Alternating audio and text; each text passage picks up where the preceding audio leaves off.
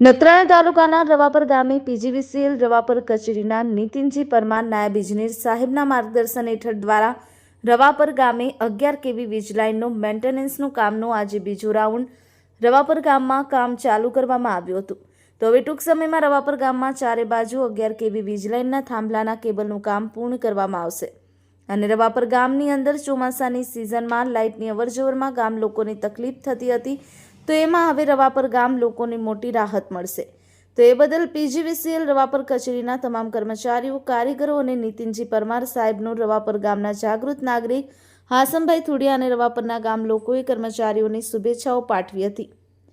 Hasam Thudiya, daily crime news, Ravapar. અમારી ચેનલને like, share અને સબસ્ક્રાઇબ કરો. ડેઇલી ક્રાઇમ ન્યૂઝ, સત્યની સાથે.